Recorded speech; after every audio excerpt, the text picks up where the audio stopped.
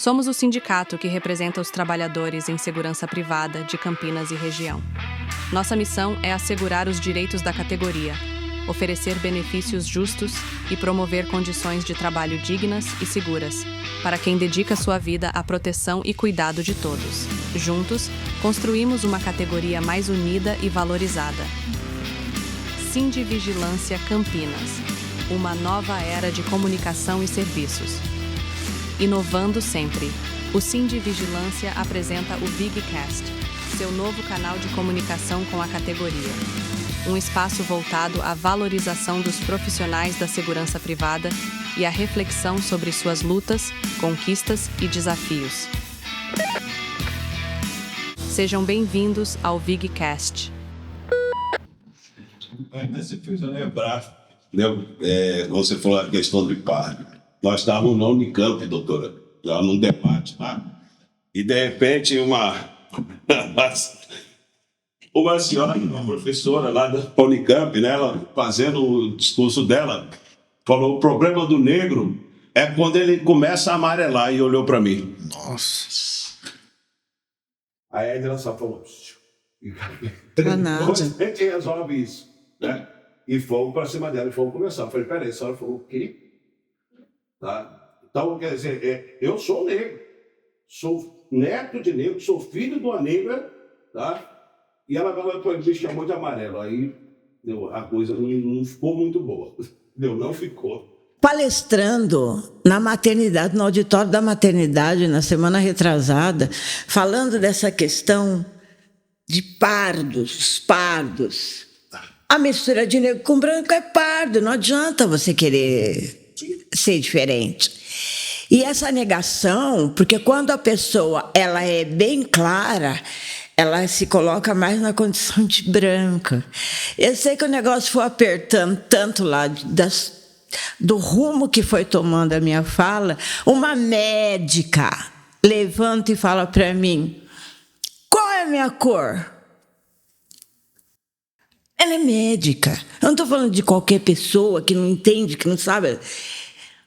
Eu falei: qual a cor do seu pai?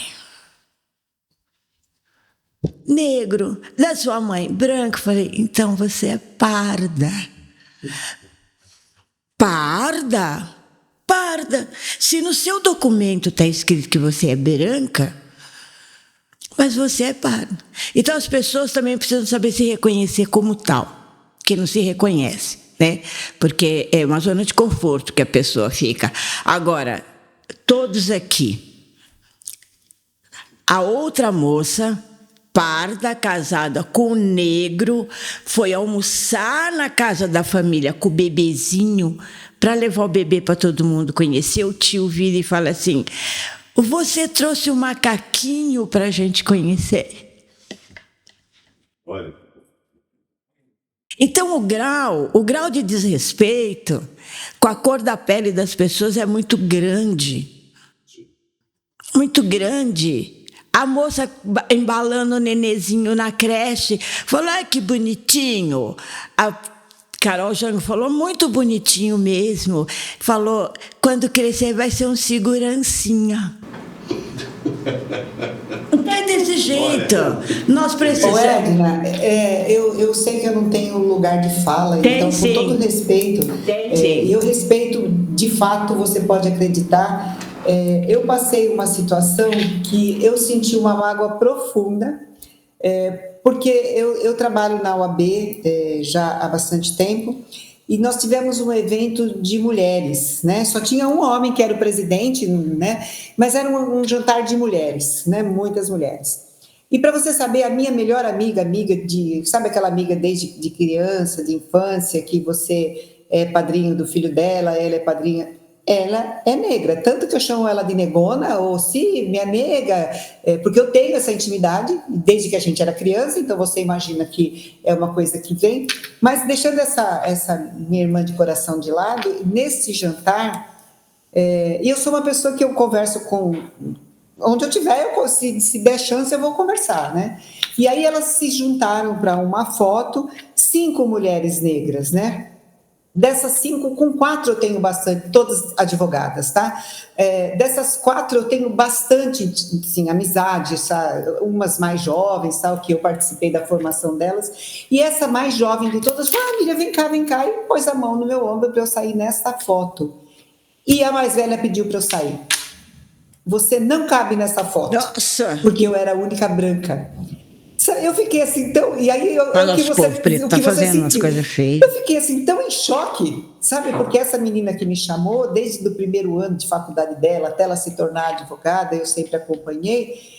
E aí, sabe quando você fica assim, de cegação, assim, porque eu não esperava? Não, seu lugar não é aqui. Lógico, né? Não pode mesmo, nem falar uma coisa dessa. Assim, aqui é só negritude, aí elas tiraram a foto, mas essa Uhum. menina falou, não, eu tenho que estar aqui, eu faço questão. E eu senti essa dor ao contrário, assim, tipo, puxa, porque eu tô aqui porque eu gosto de vocês, né? Mas ela pediu para eu sair da foto. E eu não, isso já tem uns 5, 6 anos, né? E eu não esqueço do sentimento que eu tive desrespeito. Doutora, até parece que as coisas se repetem. Quando eu cheguei para o sindicato, né, quando desmembrou, né, quando o Reginaldo Mendes saiu, tá, foi lá em 95, o presidente do sindicato de Campinas era o Vivaldo, tá, falecido Vivaldo. Vivaldo desse tamanhozinho, tá, bem escuro, tá? E eu lembro como se fosse hoje, teve aqui um jantar no The Royal Palm Plaza, oferecido pelo SESVESP, que na época tinha outro presidente, tá? Não vou nem citar o nome dele. Porém, quando nós chegamos, eu e o Vivaldo, eu olhei, as mesas estavam em círculo, e estava aquele vão no meio, e uma mesa no meio. Eu olhei, eu já senti logo o que estava por vir. Eu falei, eles vão querer colocar eu e o Vivaldo naquela mesa ali. Ele era o presidente do sindicato, eu era o vice-presidente. Tá? Dito e feito. Vocês não vêm para cá. Eu falei, peraí, por um acaso, tá? Eu sou alguma obra de arte para vocês ficarem me observando, colocar no meio. Se eu desculpa, eu não vou sentar nessa mesa. Eu falei, Vivaldo, você também não vai sentar. Tá? O que eu falei? Você não vai sentar, vem comigo. Tá? Bote a mesa que eu não vou ficar servindo de chacota para ninguém. Tá? Ficou uma coisa muito feia. Tá? Eu sabia que vinha besteira ali. E, para variar, né? Sentaram o presidente do SESVESP, a esposa dele, o empresário, tá? Começaram a falar em inglês. Isso demonstra falta de educação, além de tudo, porque eu não posso falar no idioma com uma pessoa que não sabe o que eu estou falando. Se vocês falarem em Yorubá, não, que eu entendo. Tá? Inglês, francês, infelizmente eu não entendo. Mas, olha, o jantar não deu bom. Não deu bom porque na hora eu já me esquentei na hora e eu revido na hora. Tá? Eu não levo para casa. Tá? Então, existe esse tipo de coisa. Tá? Ainda mais quando a gente vai falar de religião. Querem dividir, né? A gente participa aí no combate contra a intolerância religiosa. Tá? Inclusive tivemos na Câmara Municipal, né, um ato de desagravo, que é uma determinada igreja, ela foi obrigada, né, a ir lá pedir desculpa para nós. Né? E na hora ela falou para mim, gente, reza Pai Nosso em Yorubá. E eu comecei a rezar. E todo mundo ficou assim. O pessoal da igreja ficou assim. Eu falei, mas peraí, eu estou rezando a mesma reza de vocês. Porque numa língua que vem do continente africano, vocês dizem que é coisa do demônio. Mas fala a mesma coisa que vocês falaram. Pai Nosso que está no céu, santificado. Só que eu estou falando em língua iorubá. E qual é a diferença?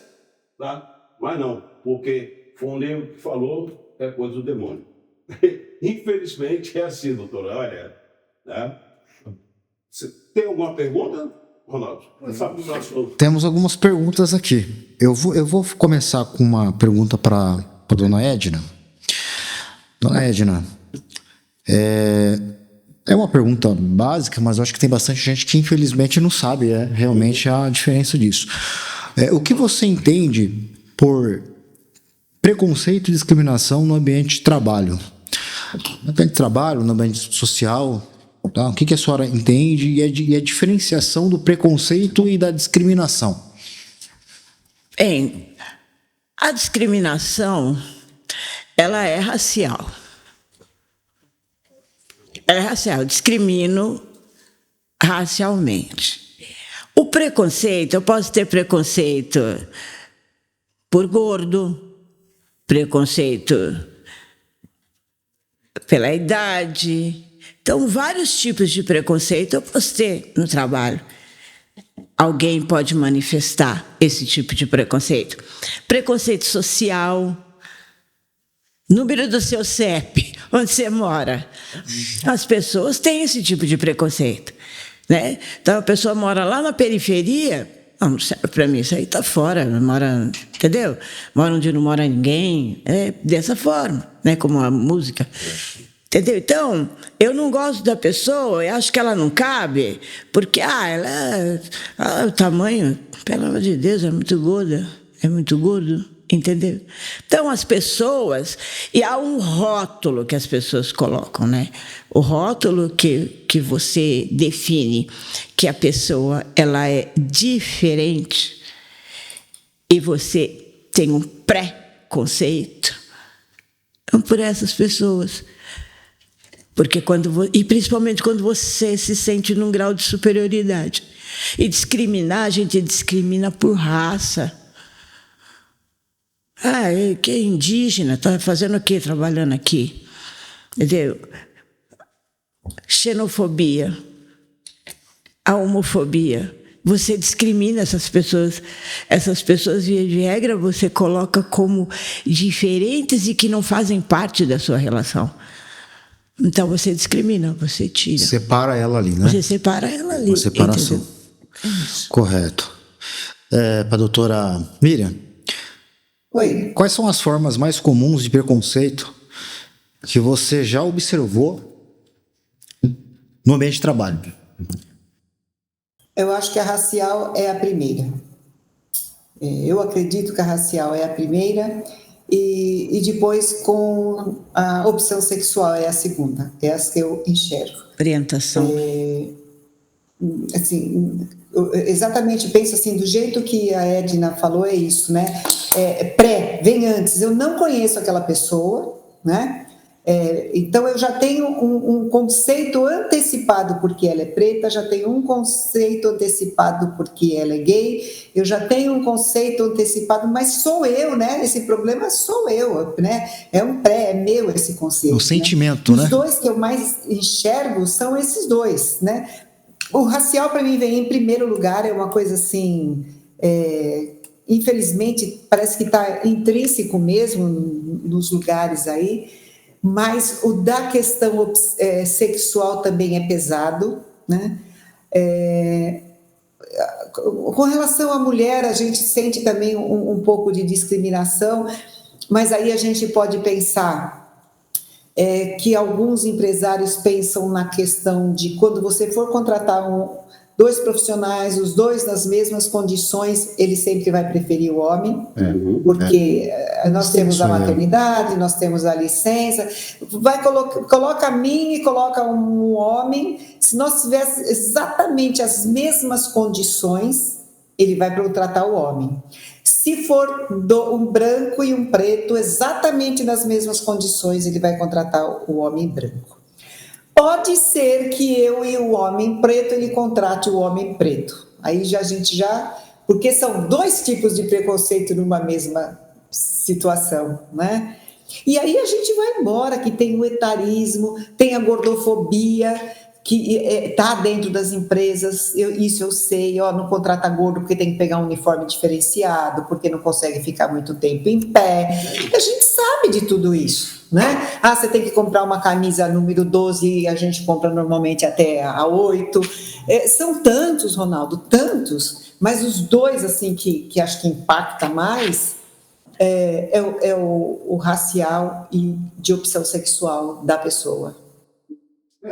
De gênero, né? Eu particularmente nunca vi uma mulher ser gerente operacional de uma empresa. É difícil, né? A senhora conhece alguma? É difícil ter diretora que trabalha atrás de uma mesa, né? É difícil, né? É difícil. A nossa carreira, então eu imagino assim, eu sou branca, e imagina então, para mulher branca, imagina para mulher preta, quanto é muito mais difícil ainda a carreira, né? Porque já tem 2 pontos, né? Que ela tem que lutar. É complicadíssimo, né? E aí, se você for ver esses que eu comentei, né? Eu comentei do etarismo, do próprio capacitismo, né? Quando a gente tem que cumprir as cotas, e aí a gente, né? As falas são pesadas para esse cumprimento de cotas, eu estou dizendo das necessidades especiais, é uma luta, né? É uma luta que eu acho que a gente está só começando. Passar a falar da questão das cotas, eu fui um que eu briguei, falei, olha, nós temos sim, tá? Eu concordo em ter a cota, o PCD, certo, na vigilância, mas, espera aí, no administrativo, que no operacional não cabe. Aí foi uma briga danada. Inclusive, eu falei para o procurador, eu falei, o senhor contrata um cadeirante para fazer a sua segurança. Eu não estou discriminando ele, eu estou colocando ele numa situação que vai colocar a vida dele em risco. Ele não vai conseguir trabalhar nisso. Agora, ele queria a cota do número de funcionários da empresa. Eu falei, não, coloca-se no administrativo. Super bem, e estamos levando assim. Vou dar mais umas perguntas aqui para mim. Eu vou intercalando aqui com a Miri e com a dona Edna. Dona Edna, como você acredita que o preconceito e a discriminação afetam a produtividade e o clima nas organizações de maneira geral, no ambiente social, cultural, educacional? O preconceito e a discriminação, como eu disse anteriormente, ele adoece.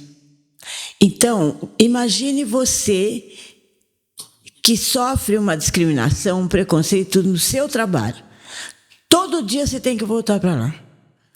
Então, todo dia você sabe que você vai encontrar com aquela pessoa que te desmerece, que te discrimina. Aconteceu um fato lá no local onde eu trabalho, que uma senhora chefe, gente, sabe o que ela disse? Aqui, negro não tem competência para trabalhar. Eu vou formar uma supremacia loira. Nossa, eu sou ali. Então, imagine você ouvir, essa moça adoeceu, a moça saiu de ambulância, porque a pressão dela, ela já 5 anos na mão dessa pessoa, com essa carga, todo dia. Então, é muito duro, é muito difícil. Isso, o prejuízo que é o impacto que você sofre. Os seus hábitos mudam, você não quer conversar, nada está bom, porque você sabe que você vai dormir, você vai levantar e você tem que ir para esse trabalho. Por quê? Porque é uma questão de sobrevivência, é o seu salário, você precisa desse dinheiro.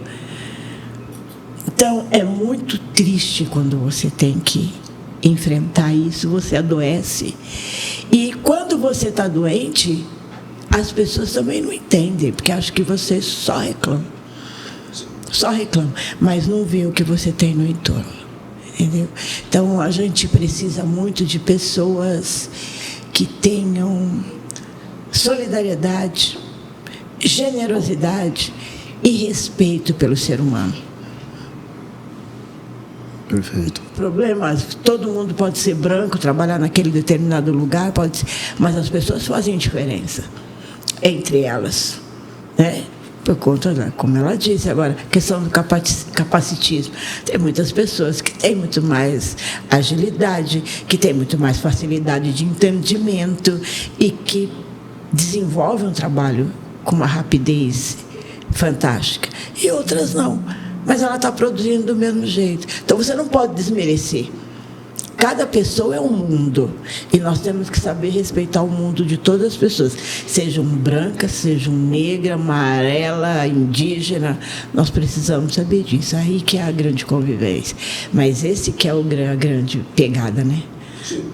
Aí é que você pode errar muito, ou ser assertivo, mas é uma questão de Perfeito. generosidade. Essa questão mesmo do que foi abordada aqui, do profissional, por ele ser da cor preta, eu não vou contratar. Puxa, gente, ele está lá para proteger o patrimônio e as pessoas, e se for necessário, com o sacrifício da própria vida. Como é que você faz uma... não tem como você... não tem como você aceitar isso, né? Enfim... Mas isso tem que ser muito conversado, muito debatido. A Câmara Municipal, a Assembleia Legislativa, esses espaços, principalmente espaços de legislação, precisa pontuar essa questão. Quem assegura a minha vida? O branco assegura melhor? Bom, aqui tem uma pergunta que a doutora Miriam até deu até um exemplo aqui. Você já presenciou ou foi vítima de discriminação no ambiente de trabalho? E como você lidou com essa situação específica, doutora? Você deu o exemplo da foto aí, né? Num evento que a senhora teve lá com suas amigas, né? Que uma falou tal, você não, tal, enfim. Foi, eu acho assim, efetivamente que eu senti uma questão de preconceito. Foi só essa ocasião. Mas dentro do ambiente de trabalho, doutora, a senhora já presenciou alguma coisa? Já presenciei, mas não fui vítima. Tá? O que é super importante, então eu acho que isso assim, agora eu vou falar da questão da mulher, né?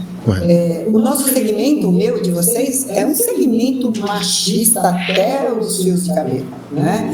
É um segmento machista mesmo. Eu não sei se o Jesus estava lá, mas eu me lembro que da primeira reunião que eu participei, não foi no auditório, foi numa sala de reunião, e eu acho que tinha ali uns 20 homens de um lado, uns 15 do outro, e foi a primeira reunião que eu assumi como diretora, e só tinha eu. E alguém fez uma piada nesse dia, não me lembro agora quem foi o infeliz. Nossa, mas agora nós vamos ter que tratar com uma mulher? E eu me lembro que eu respondi, não, você vai tratar com uma advogada que tem 25 anos, que eu tinha na época no segmento, que sabe do que está falando, não é com a mulher que você vai tratar. Então, lembra disso, gente? Eu disse, tentaram me colocar numa situação inferior, porque eu era a única mulher, e ia sentar para assinar a CCP, que eu assino junto com o presidente agora, né? E nesse dia, esse meu posicionamento, não, você não está falando com uma mulher, você está falando com alguém que é formado em Direito, que está mais de 25 anos no segmento da segurança e que sabe do que está falando. Acabou. Você entendeu? Esse foi, acho que foi o único ali dentro do sindicato. Hoje a gente tem uma relação maravilhosa, né, gente? Eu falo, os rapazes me tratam super bem, às vezes a gente, profissionalmente, esse que é a questão importante, né?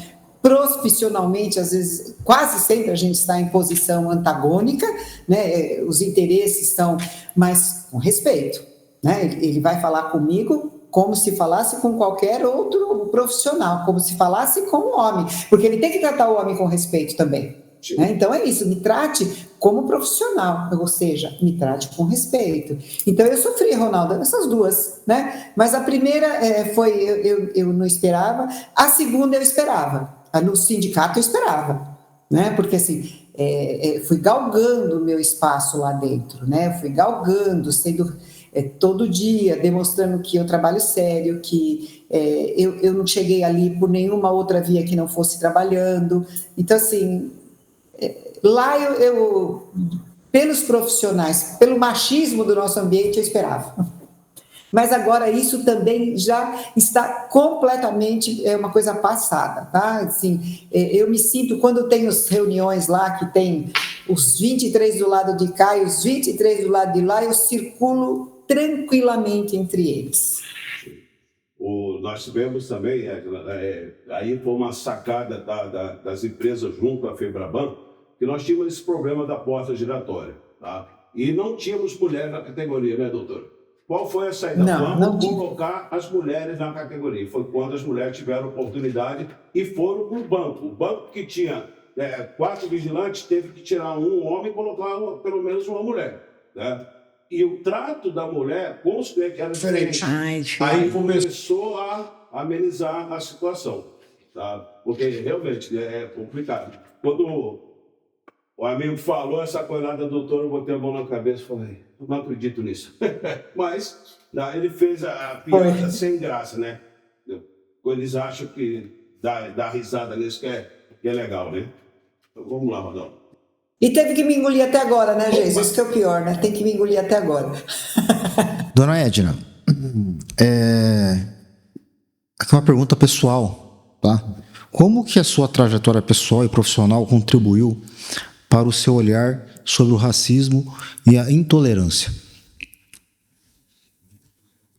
Antes da Edna responder, doutora Miriam, a Edna ela é presidente do grupo Força da Raça. Tá? O Força da Raça ele homenageia pessoas todos os anos, né? E eu estava lá com ela, um empresário foi lá e falou, mas vem cá, o nome não é Força da Raça? Eu falei, não é para... Ele falou assim, não é para homenagear só negrão? Eu falei, não, cara.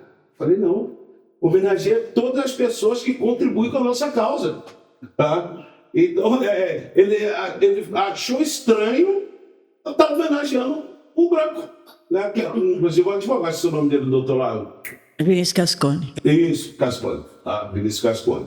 Tá? Então, é assim, as pessoas têm essa concepção por causa do nome. Tá? Eles associam, mas de forma errada. A homenagem é de preto é só para preto. 35 anos de existência nós temos. Mas a trajetória é uma trajetória de luta. Você tem uma consciência de que você é negra. Eu sempre oriento na minha família, meus sobrinhos, todo mundo, que nós precisamos, nunca podemos negar a nossa identidade. E quando você tem identidade de luta, o seu caminho, né, você sempre é impulsionado a estar ali em luta.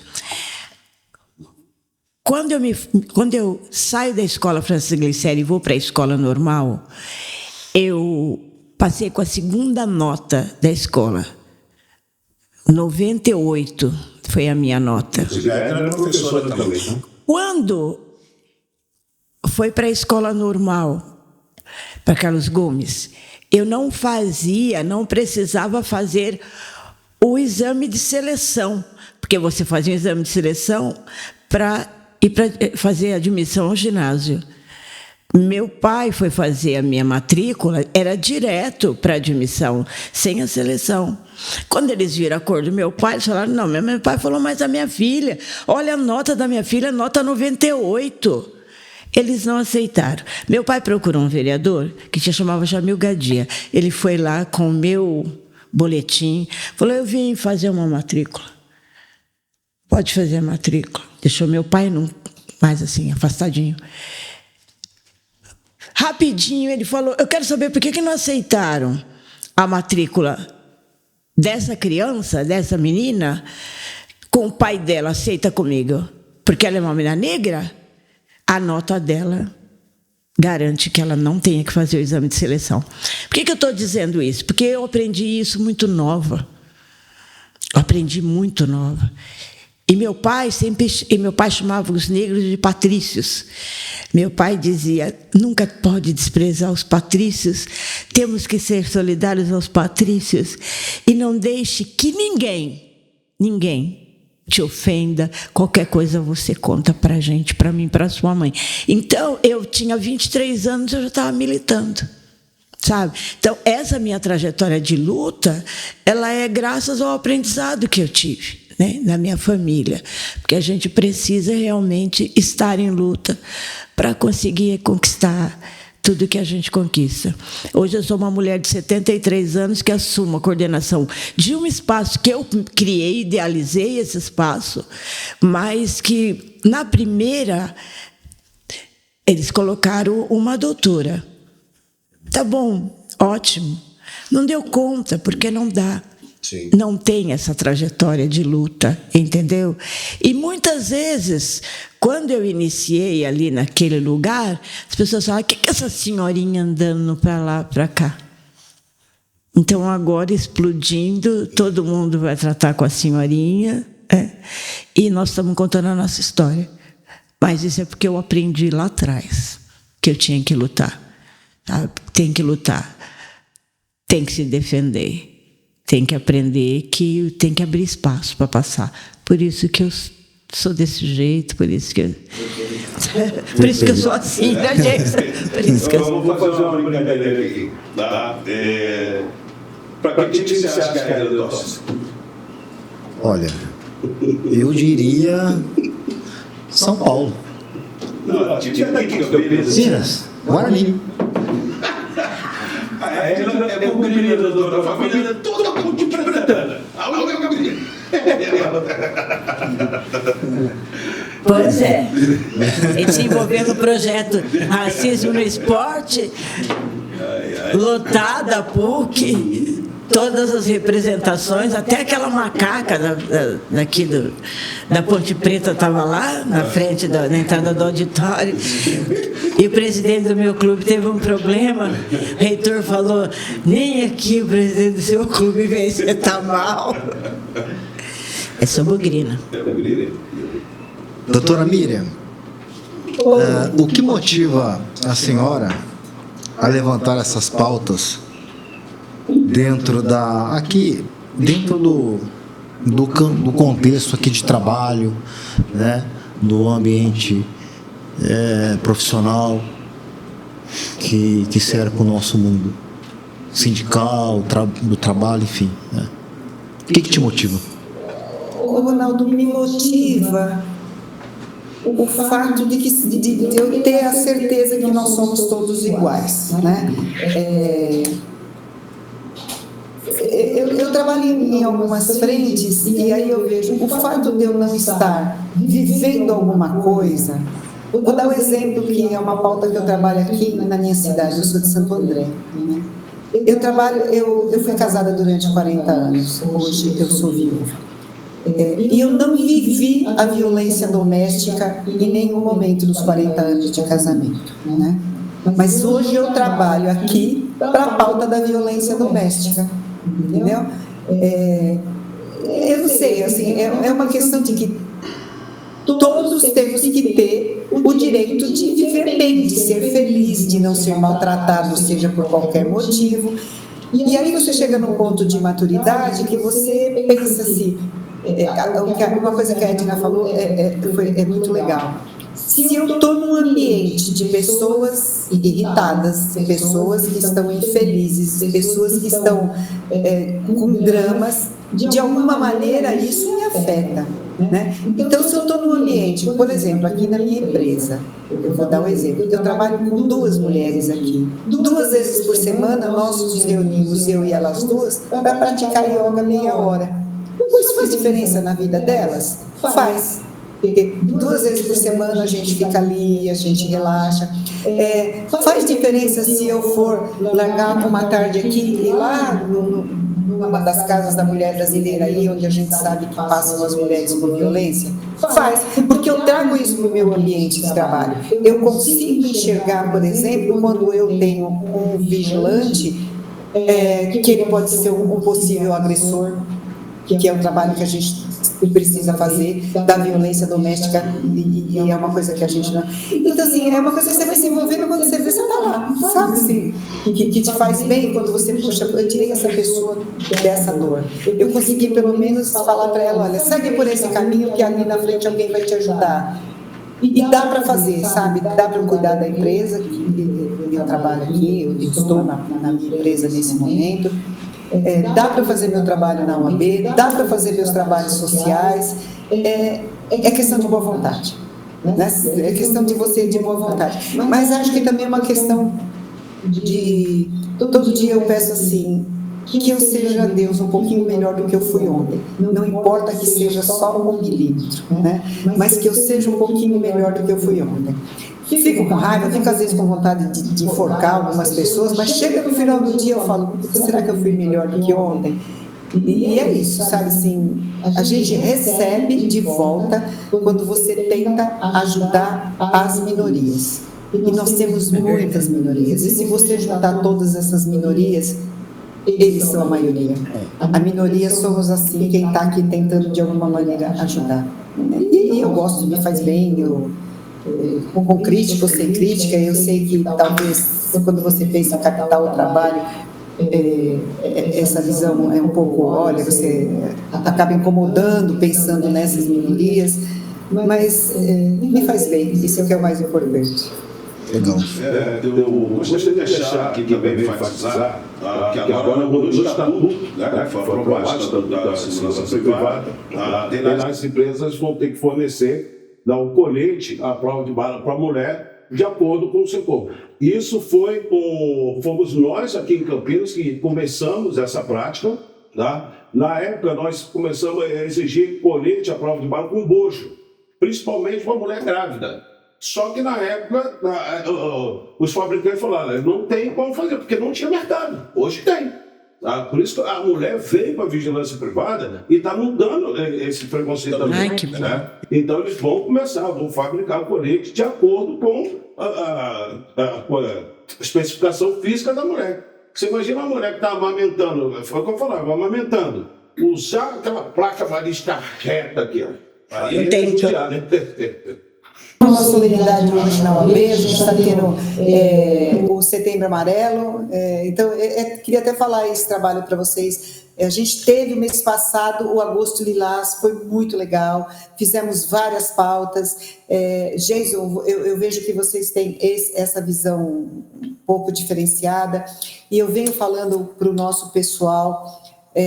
A gente precisa trabalhar também, além de todas essas questões aí que nós tratamos hoje, a questão da violência doméstica. A gente precisa começar a falar com o nosso pessoal da violência doméstica. A gente precisa da violência doméstica e familiar. Né? Isso, eu estou estudando agora bastante isso, porque a gente conseguiu trazer aqui para Santo André uma vara especializada de violência familiar, né, e da mulher. E os números são muito grandes, né? E aí a gente precisa também treinar o nosso pessoal, a supervisão, a coordenação, quem trabalha também com facilities, para conseguir observar se nós temos os agressores e se nós temos as agredidas dentro do nosso quadro. Isso é muito importante também, sabe? É uma outra dor que está dentro das famílias brasileiras, que não é muito falada, mas também que a gente precisa trabalhar. Esse ano que eu estou me dedicando a essa pauta aí com mais cuidado, por conta de estar como vice-presidente da OAB, eu vejo que vários lares têm isso, e você sabe, talvez até melhor que eu, que um vigilante condenado por violência doméstica, ele não consegue fazer reciclagem, ele não vai conseguir. Então, isso é um outro trabalho que a gente tem que fazer também, que é importante. Fica aí para a gente pensar numa próxima pauta importante aí para breve. Inclusive, tem um vídeo meu rolando nas nossas redes sociais, que os meninos aqui da produtora, né, pegaram justamente em cima do Setembro Amarelo. Só lembro que eu fiquei afastado 2 anos e 6 meses, tá, do sindicato, uma crise de burnout que quase me levou à morte. Tá? Eu sempre falo, agradeço aqui o Ronaldo, que, nossa, esse aí estava direto ali comigo, ali, dando força. Eu falo, cara, levanta, e eu estou de volta. Tá? Mas nós precisamos, sim, semana que vem, era para ser hoje também, mas a psicóloga que vai falar sobre esse tema, ela não pôde vir, tá? Então nós vamos marcar a próxima semana, justamente por causa do Setembro Amarelo. Tivemos um companheiro também do aeroporto, está com 3 meses, não foi? 3 meses, isso. Associado nosso, ele chegou lá no aeroporto, se fardou, pegou o revólver, se matou. Ele não tinha problema não tinha nada, não tinha briga com a família. Pode investigar que tem algum problema. Lógico que é psicológico. Claro. Tem aqui. Dona Edna, que mensagem você deixaria para as pessoas que acreditam que o racismo e a intolerância não existem mais no Brasil? Tem muita gente que pensa dessa forma, né? O que a senhora... Esse é um pensamento racista, né? Isso já é um pensamento racista. É um pensamento racista, porque quando eu nego o racismo, eu estou negando... A realidade, né? Total. Nós sabemos que... Passado, né? Nós sabemos que...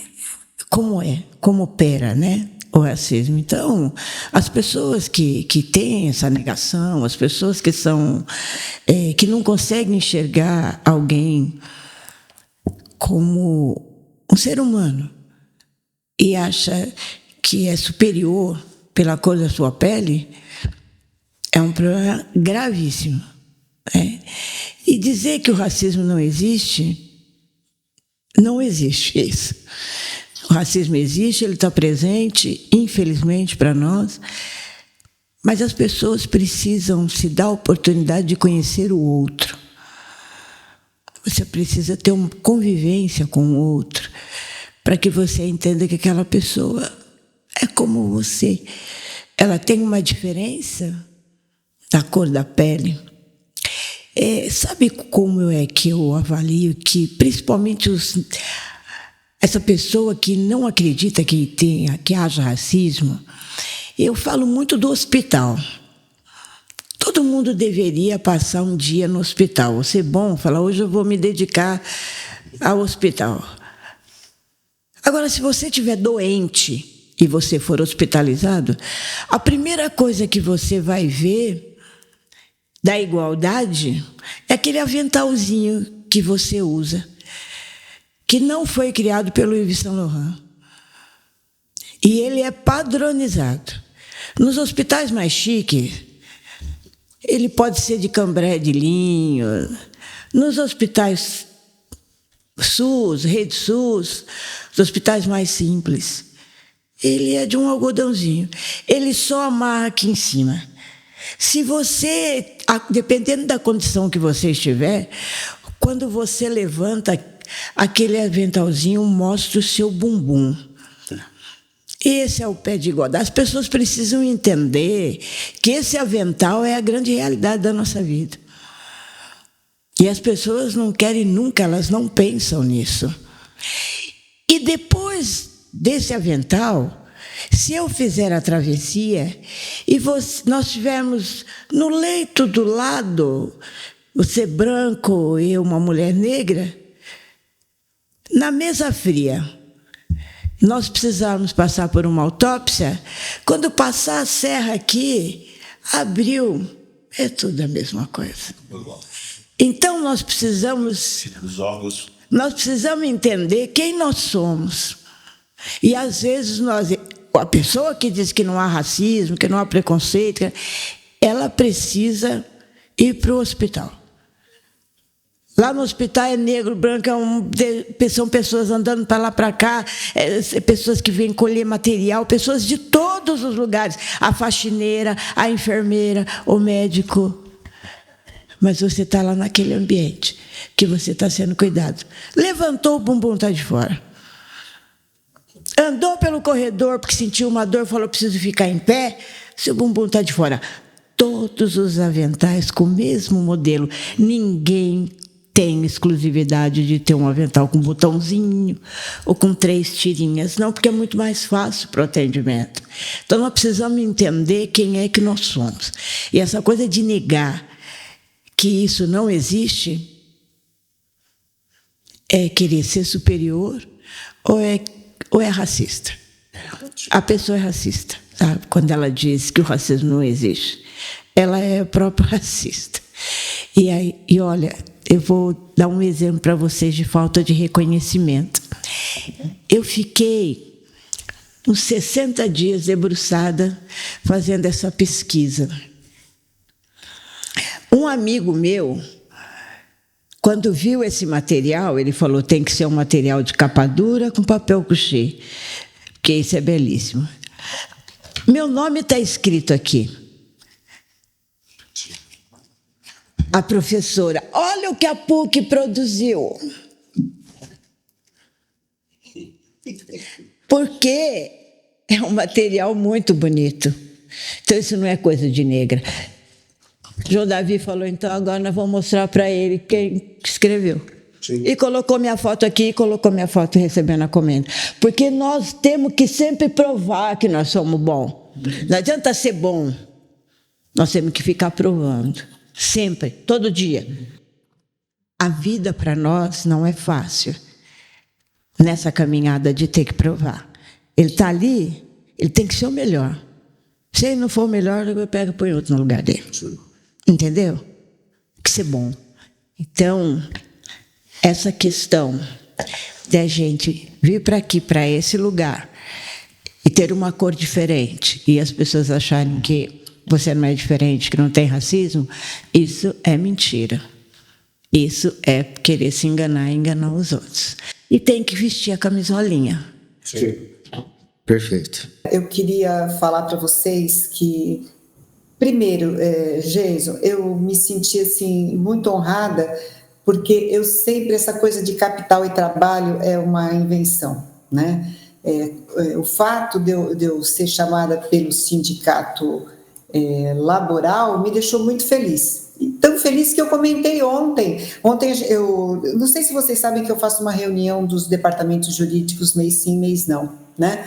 E ontem eu tinha 60 colegas lá no SESVESP, né? E eu comentei isso ontem com muito orgulho, porque a gente estava já pensando, olha, a gente vai começar as reuniões da CCT e tal, né?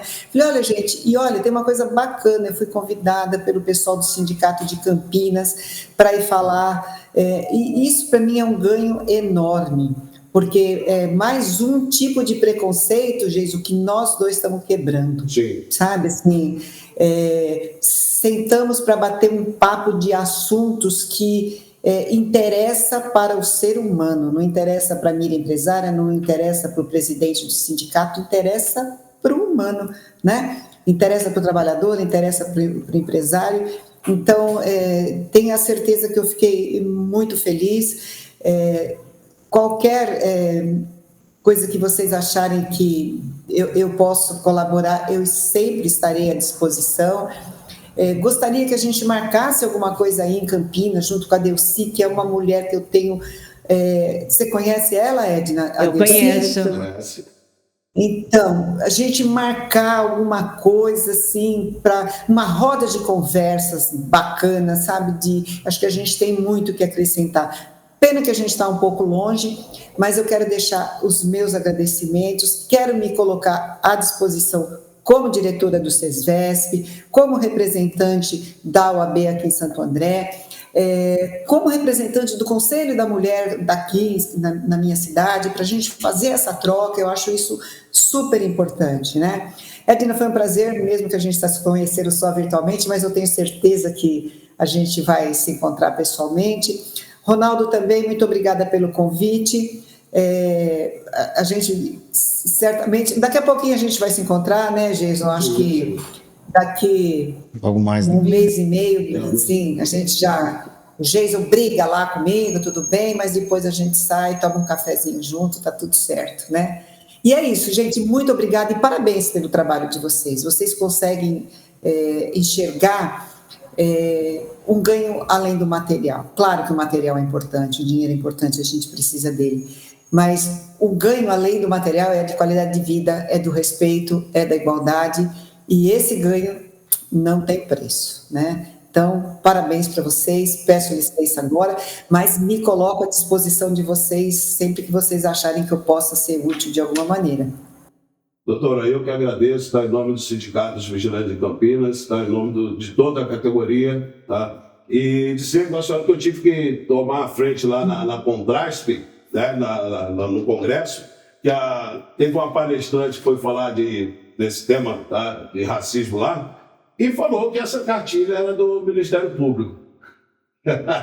Eu falei para ela... Olha o símbolo da BCFAV atrás. Eu falei para ela, você está enganada. Eu falei, você está enganada, porque é da BCFAV e da FenaViste. Ela colocou lá para todo mundo que era do Ministério Público. Mas, doutora, muito obrigado. Tá? E nós vamos sim ter outros dias para a gente estar conversando desse tema, e principalmente no Setembro Amarelo. Tá? Eu gostei da senhora falando nisso, tá? E eu lhe procuro, tá bom?